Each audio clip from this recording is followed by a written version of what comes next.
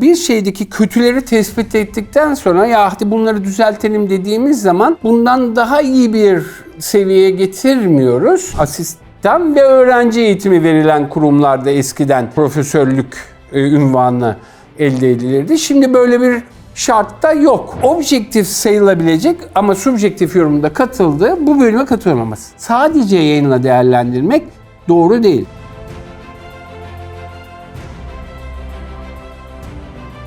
Hocam size önemli bir sorum var. Biz çünkü ilk görüşmeye başladığımızda bu sosyal medya ve YouTube için siz dediniz ki ben bu profesörlük unvanını kullanmak istemiyorum. Ben sizi zorla ikna ettim. Evet. Neden? Artık sadece burada değil, işin doğrusu ulusal ve uluslararası bütün konuşmalarda da çok gerekmediği sürece bu ilk slaytta genellikle insanlar unvanlarını kullanırlar. Aslında doğru olanı da unvanların kullanılmasıdır. Ama ben ya sadece ismimi yazıyorum ya da sadece Doktor Mert Şentürk diye. Yani sadece doktoru kullanıyorum ya da. Çünkü birazcık yanlış anlaşılmak da istemem doğrusunu isterseniz ama unvan kazanımı sürecinde bazı çok da adil olmadığını düşündüğüm ya da çok da hak edilmiş olmadığını düşündüğüm, tekrar söylüyorum yanlış anlaşılma olmasın, yasal olduğu kesin ama çok da adil olmadığını düşündüğüm süreçler oluyor. Diyeceksiniz ki ya da diyecekler ki eskiden daha mı düzgündü? Eskiden de çok mükemmel değildi işin doğrusu. Eskiden şöyle oluyordu ki benim doçent olduğum zaman da böyle oluyor. Bir yayın değerlendirmesi oluyordu bu jüri tarafından. Daha sonra da jüri yayınları beğenirse eğer, yayınlardan geçersek bir de sözlü sınava tabi tutuyordu. Şimdi bu sözlü sınav orada, üstelik yayın değerlendirmesi de bu arada, işin açıkçası son derece subjektifiydi. Bu nedenle kimi zaman işte bizim hocamızın jürideki insanlarla tanışıklığı, beraber aynı fikri savunmaları gibi şeyler de bunda daima ne yazık ki etkili oluyordu. Yani eskisi de çok mükemmel değildi. Aslında genel olarak daha iyiden daha kötüye doğru bir gidiş var. Çünkü daha eski zamanlarda, benim girmediğim zamanlarda yani, mesela ameliyathaneye de iniyorlardı. Hem anestezistler de inerdi ve en azından bir vaka uyutulurken nasıl uyutulacağını gösterirlerdi. Ya da ders verilirdi. Yani bu adam ders de verecek çünkü öğrencilere. Bu insan iyi bir şekilde ders verebilir mi? Bu da sınanırdı. Ben girene kadar 2003'te oldum ben doçent. Bunların önemli bir kısmı gitti ve ben sadece sözlüyle girdim. Tamam, bu kötü ama ne yazık ki bir şeydeki kötüleri tespit ettikten sonra ya hadi bunları düzeltelim dediğimiz zaman bundan daha iyi bir seviyeye getirmiyoruz.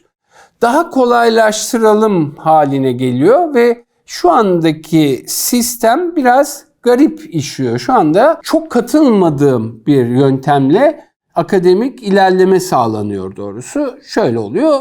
Dosyalar geliyor, anonim. Ben adayı tanıyorum. Aday benim jüri olduğumu bile bilmiyor. Buraları iyi. Yani adayın bana kör olması iyi. Ve ben bu dosyayı belirli kriterlere göre aslında değerlendiriyorum. Yani hangi kriterler? Yayınların bir takım puanlama sistemleri var. İşte yabancı yayın şöyle olursa, şu tip dergilerde olursa şu kadar puan. Buradaki yazarlar arasında birinci isim olursa, sonuncu isim olursa şu kadar puan, da dördüncü isim olursa bu kadar puan gibi. Eskisine göre diyeyim daha objektif olan kriterler var. Burada da numaralar var mı? Bunları ilerleyen dakikalarda söylerim. Ama en azından objektif kriterler var. Ve fakat şöyle bir şey var.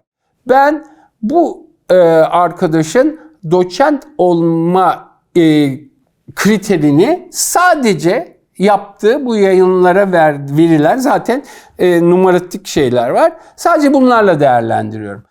Arada tabii ki kendi yorum, bu doğru bir şey. Kendimi yorumluğumu katabileceğim. Ya bu adamın yayını işte Q1 denir. Çeyrekliklere ayrılır. Q1'de şöyle yayını var ama bu yayın mesela bizim branşımızla direkt ilişkili bir yayın değildir ve bu nedenle de ben bunu çok uygun görmedim diyebiliriz. Böyle bir şansımız var elbette. O nedenle zaten 5 kişi yoksa bilgisayara verilir. Puan tutuyor. Hadi tamam doçent oldun ya da olmadın denir. Ama objektif sayılabilecek ama subjektif yorumda katıldığı bu bölüme katılmaması. Sadece yayınla değerlendirmek doğru değil. Yani dışarıda nasıl yapılıyor? Dışarıda bu objektif yayın kriterleri var.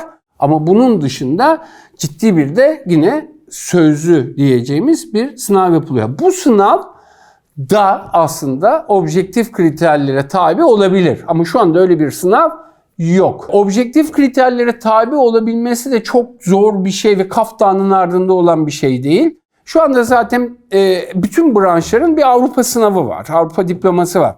Anestezi ve yoğun bakımda bunların Türkçesi de var üstelik. Yani illa da korkunç yabancı dil bilmeniz gerekmiyor ama müsaade ederseniz doçent olacak bir insanın en azından bu sınavı geçecek kadar ve bu sınavda anesteziyle ilgili bir takım şeyler hakkında konuşabilecek kadar da bir İngilizcesi olması gerektiği ya da bir yabancı dili olması gerektiğini düşünüyorum. Ama böyle bir şart da yok. Çünkü Türkçesi yapılabilir bu sınavlar. Ya aslında bu sınavların yapılmaması için Avrupa sınavı olmasa da hemen bütün branşların kendi içinde bir İngilizce kelimesini kullanıyorlar. Board'u var.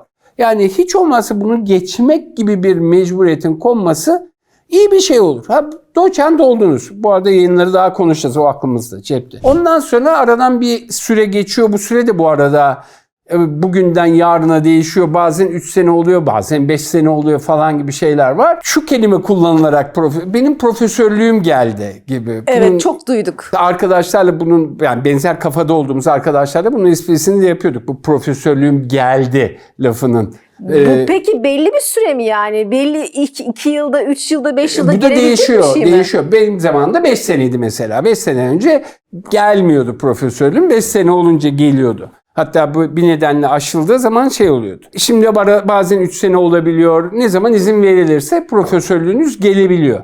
Profesörlüğünüz geldiği zaman profesörlük için ayrı bir başvuruda bulunmuyorsunuz. Belirli bir kurumdan profesörlük alıyorsunuz. Bu da eskiden şöyle bir şeydi. İlla da eğitim yani asistan ve öğrenci eğitimi verilen kurumlarda eskiden profesörlük unvanı elde edilirdi. Şimdi böyle bir şart da yok işin doğrusu. Yani hiç ders vermeden de vermeyecek olarak da profesörlük unvanını alabiliyorsunuz.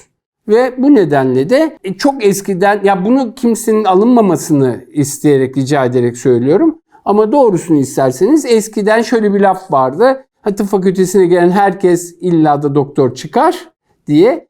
Artık yakında şöyle bir şey olacak. Tıp fakültesine gelen herkes profesör olarak çıkıyor.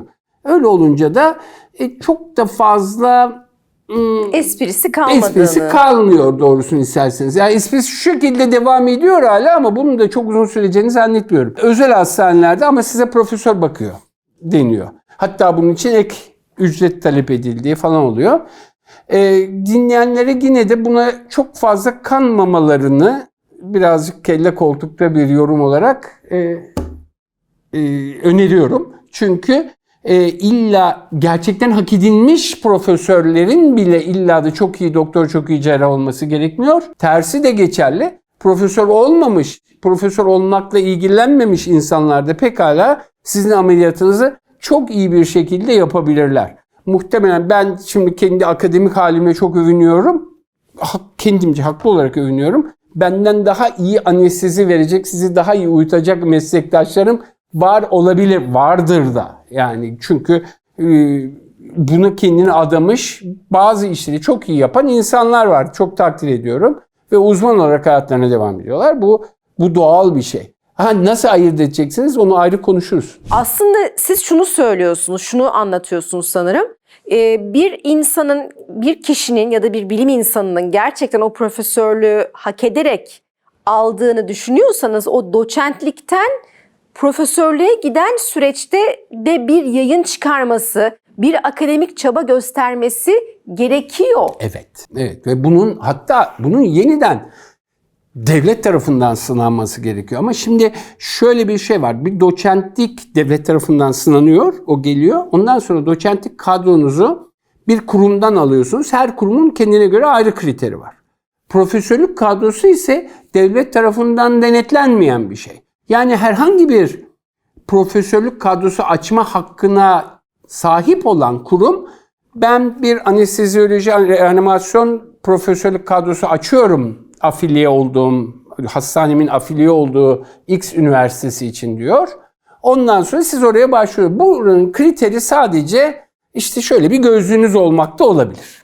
Yani bu kritere uydum. Hop ben profesörlüğümü aldım. Zaten de gelmişti profesörlüğüm diyorsunuz. Bu aslında kurumlar ve insanlar için win. Kurum kadrosunu doldurmuş oluyor. Ve bir Kişi de profesör X üniversitesinde bir profesör olmuş oluyor. Doğru. Kişi haklısınız ben profesör oldum demiş oluyor. Vizite ücretini arttırıyor. Evet. Kurum bir üniversitede olduğu için web sayfasında anesteziyolojide profesör hoca varmış deniyor. Burada 2 sene geçirmeniz gerekiyor. Yani siz şimdi örneğin şurada bir muayenehaneniz var. O muayenehaneyi falan kapayın hiçbir şey yapmadan ya da başka bir hastanede çalışıyorsunuz.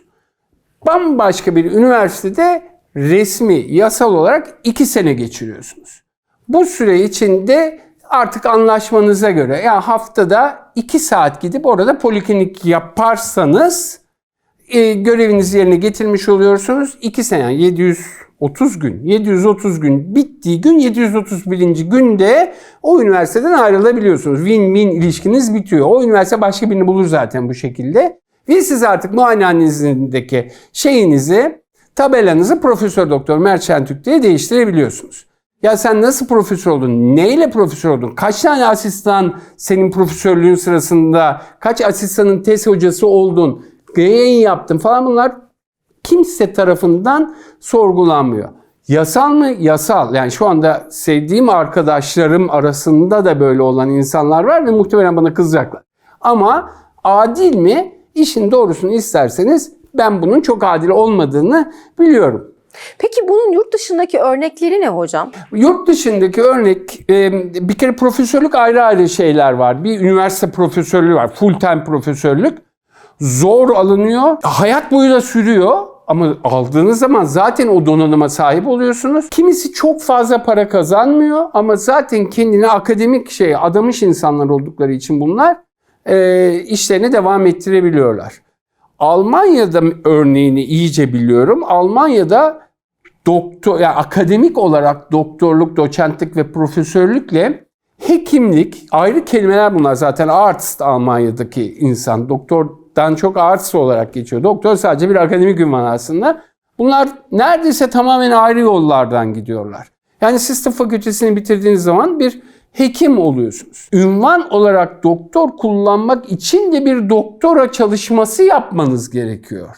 Doktora çalışması yapmadan siz bir hekimsiniz. Bu da çok kötü bir şey değil. Hekim olarak devam edip uzman hekim ihtisas yapıp uzman hekim olabilirsiniz ve hala doktor olmayabilirsiniz. Pek örneği yok ama ilerleyip oberarzt olabilirsiniz. Yani oradaki doktorların başında idareci konumunda bir doktor olabilirsiniz. Hekim olabilirsiniz ama hala doktorunuz olmayabilir bile. Bu pek örneği yok ama yasal olarak mümkün. Bu yandan ise gidersiniz doktora çalışmasını yaparsınız. Bu arada siz mesela anestezide ihtisas yapıyorken atıyorum araştırma sadece cerrahi araştırmada ya da genetikte doktora yapabilirsiniz. Doktora çalışmanızı buradan verirsiniz ve buranın doktoru olursunuz. Orada doktor med ünvanını kullanırsınız yine. Tamamen bunlar birbirinden ayrı şeyler. Buradan yürürsün sonra doçent olursun ve ondan sonra profesör olursunuz. Bunlar bu yol birbirinden ayrı. Hatta hekimlik yolundaki ilerlemelerin ekonomik karşılığı neredeyse daha fazla. Tabii ki bir yere oberarzt ya da şef olup da sadece burada hekim kalmanız o pek mümkün değil doğrusu. Ama bu yolların birbirinden ayrı olması birazcık daha dürüst geliyor. Tabii ki orada da numaralar çevriliyor. Ama yani insan olduğu her yerde hani derler ya avcının kurduğu tuzak kadar ayı onun artı biri kadar yolu bulur ya da tavşan ve kendini kaçırmayı bilir diye. Bunun gibi bir şey. Mutlaka insanlar bir takım hileler yine yaratıyorlar. Ama oradaki düzen sanki birazcık daha dürüstmüş gibime geliyor bana. Şuradan da oluyor. Sen profesörlüğü çok mu hak ettin onu bilmiyorum. Kendimce hak ettiğimi düşünüyorum. Çünkü hani bir sürü insanın tezine yardım ettim. Bir sürü yayınımız var, konuşmalarım var. Ben kendimce bunun hak edilmiş bir şey olduğunu düşünüyorum. Ama belki de ben de hak etmemişimdir diye olabildiğince de ünvanımı doğrusu kullanmamaya gayret ediyorum.